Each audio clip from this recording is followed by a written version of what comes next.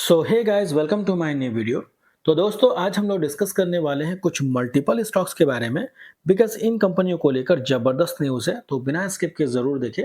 और दोस्तों, अगर आप चैनल में नए हैं तो चैनल को सब्सक्राइब कर दें, बेल आइकन को प्रेस कर दें, ताकि इसी तरीके से इंपॉर्टेंट नोटिफिकेशन सबसे पहले आपको मिलते रहेंगे। चलिए शुरुआत कर लेते हैं पहली कंपनी के साथ, जो कि डिफेंस सेक्टर में कामकाज करती है। कंपनी का नाम है अपोलो माइक्रो सिस्टम्स लिमिटेड। अब देखिए, अपोलो माइक्रो सिस्टम फोकस में इसलिए रहा क्योंकि इनकी जो सब्सिडरी कंपनी है दोस्तों, उनको मैन्युफैक्चरिंग लाइसेंस मिलता हुआ नजर आया टीएनटी एक्सक्लूसिव के लिए। तो कहीं ना कहीं आप देखोगे तो न्यूज़ कंपनी के फेवर में देखने को मिल रही है। एंड इसकी सारी डिटेल्स यहाँ पे दी गई है, तो आप इसको चाहें तो वीडियो को पॉज करके अच्छे से स्टडी कर सकते हैं।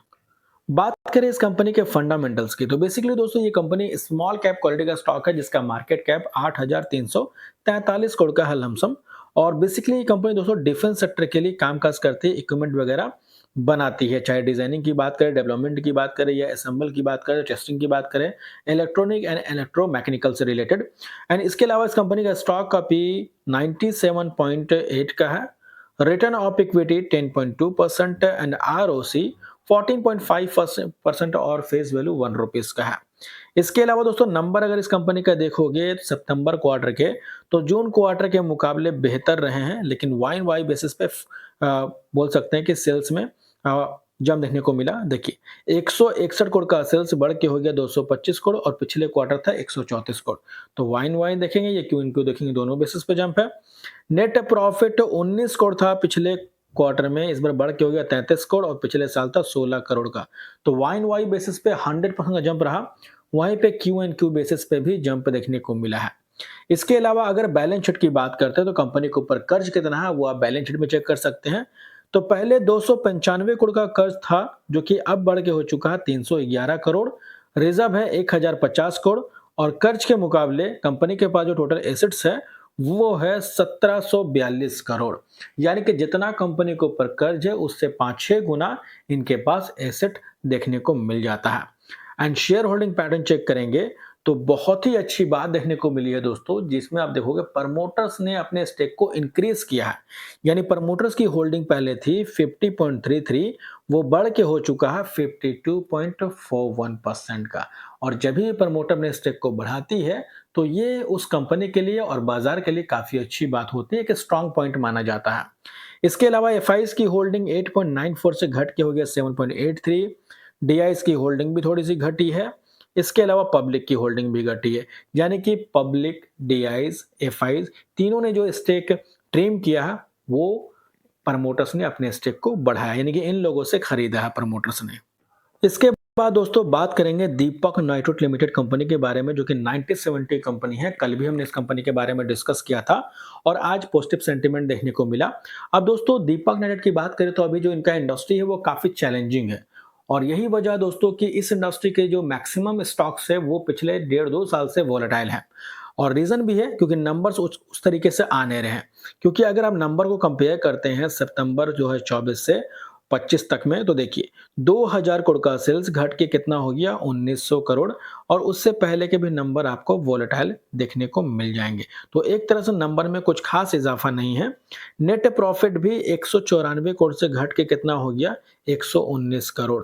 तो नेट प्रॉफिट में भी कुछ खास इजाफा नजर नहीं आ रहा। तो मेन रीजन क्या है दोस्तों, नंबर। इसलिए इंपॉर्टेंट ये रहेगा कि इस बार Q3 के नंबर इस कंपनी के किस तरीके से रहेंगे, ये देखना सबसे ज्यादा इंटरेस्टिंग रहने वाला है। तो फिलहाल Q3 का वेट कर लेते हैं कि नंबर किस तरीके से पेश करती है। उसके बाद इस कंपनी को एनालिसिस करने में आपको ज्यादा समझ आएगा। इसके बाद दोस्तों बात करेंगे A1 लिमिटेड कंपनी के बारे में, जिन्होंने दोस्तों बोनस के साथ साथ स्प्लिट अनाउंस किया है। बोनस का रेशियो है 3:1 का, और स्टॉक स्प्लिट का रेशियो है 1:10 का।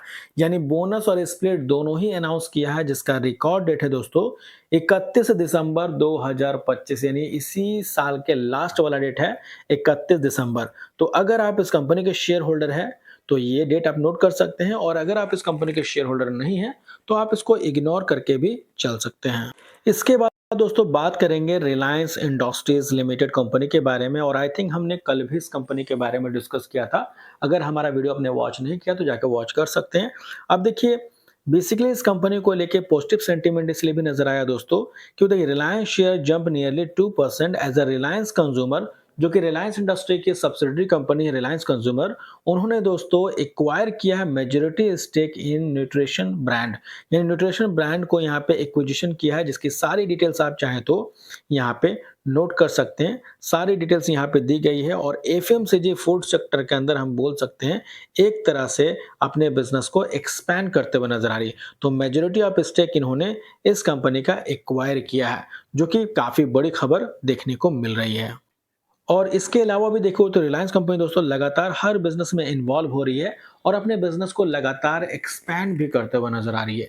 यही वजह दोस्तों कि निफ्टी 50 के अंदर रिलायंस कंपनी का सेंटीमेंट काफी पॉजिटिव नजर आ रहा। और यही नहीं, अगर आप निफ्टी 50 को देखते हो तो निफ्टी 50 दोस्तों ऑल टाइम हाई के आसपास बैठी हुई है, लेकिन पोर्टफोलियो की धज्जियां उड़ी हुई है। बिकॉज इंडिया के टॉप जो 50 कंपनी है वो प्रेजेंट करती है निफ्टी 50 को, और इंडिया की जो टॉप 50 कंपनी है उनका फिलहाल परफॉर्मेंस काफी अच्छा देखने को मिल रहा है, चाहे वो एचडीएफसी बैंक की बात करें या फिर हम लोग रिलायंस कंपनी की बात करते हैं। इसके अलावा भी कई सारी कंपनी लिस्टेड है, जैसे बजाज फाइनेंस की बात करें, एचयूएल की बात करते हैं, राइट। तो इन कंपनियों का सेंटीमेंट पॉजिटिव है, जिसकी वजह से निफ्टी 50 ऑल टाइम हाई पे है। वहीं पे अगर हम लोग चेकआउट करेंगे स्मॉल कैप और मिड कैप, तो यहाँ पे दोस्तों मंदी देखने को मिल रहा है, क्योंकि स्मॉल कैप मिड कैप के अंदर थोड़ा प्रेशर बना हुआ है। और ये डिपेंड करता है क्वार्टर 3 के नंबर, यानी कि जो दिसंबर के नंबर आएंगे दोस्तों, वो देखना इंपॉर्टेंट रहेगा कि नंबर किस तरीके से पेश किए जाते हैं। अगर नंबर बेहतर होते हैं तो ये बाजार के लिए काफी अच्छी बात साबित हो सकती है। तो फिलहाल इस वीडियो में इतना ही दोस्तों। होप करता हूँ इन्फॉर्मेशन आपको अच्छी लगी हो। अगर अच्छी लगी तो इसे लाइक जरूर करना, चाहे तो सब्सक्राइब भी कर लेना, ताकि इसी तरीके से इंपॉर्टेंट नोटिफिकेशन सबसे पहले आपको मिलते रहेंगे। तो मिलते हैं नेक्स्ट वीडियो में, तब तक के लिए बाय बाय।